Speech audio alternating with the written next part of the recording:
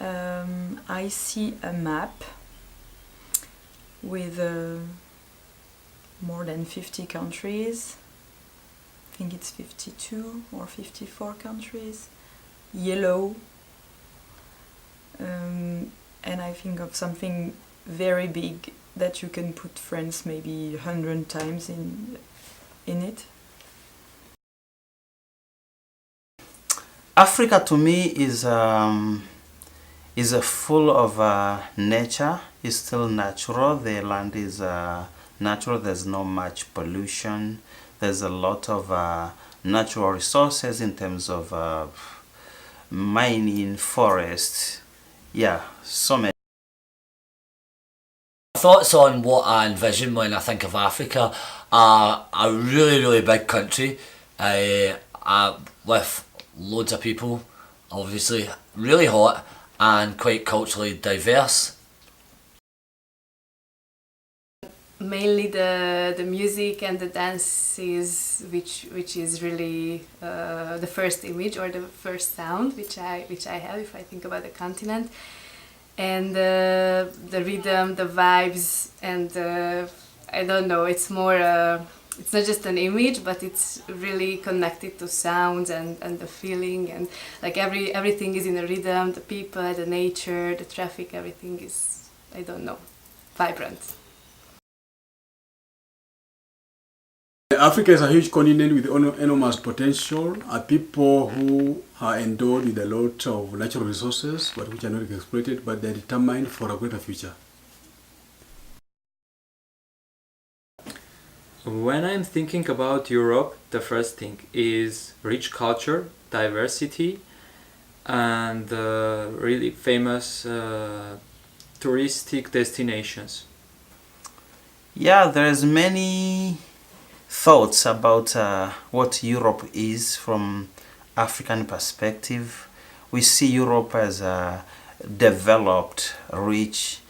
Also, there is another side, like the dark side of Europe. And when you talk about African, about colonialization, about slave trade, about yeah, and then even now talking about globalization, we still think is the same chain of what happened in the past.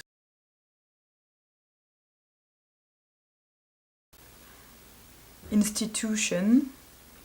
Europe for me, it's like I think about the flag, the blue flag with the stars, and that it's something that is always growing, because when I was born there was something, we were 15 countries in Europe, and now we are like 28, and I'm not always sure what's in Europe or not. So in Hungary, if you sit in a bus, your behavior or your attitude can be different, I think, between if you are in a city or in the countryside, because in the big cities you would probably just look at your phone or listen to music or read a book. It's very unusual to just start a conversation. It can be weird. When I sit in the bus beside someone that I don't know, it's totally normal to ask a person a question or start like a conversation. Usually it's common in Africa, especially in Kenya, when you are sitting in the buses or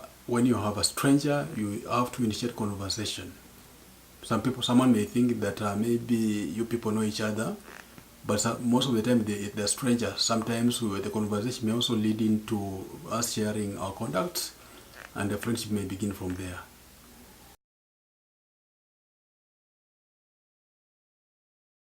The funeral in Togo, okay, firstly, I can say it's a waste money.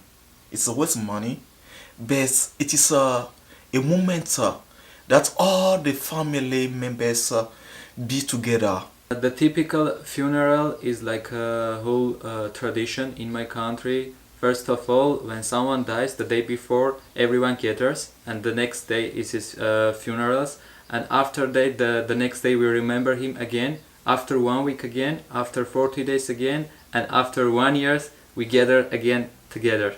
We eat with the spoons when we are eating foreign food which is not indigenous. That's why we use the hand and the spoon or the fork. That's why most of us, when you give us a fork and a knife, we may not know. which hand is supposed to hold the fork, which one is supposed to hold a spoon, which type of spoon should be able to eat maybe a soup, which type of spoon is supposed to be used maybe for other purposes. That's why the confusion comes.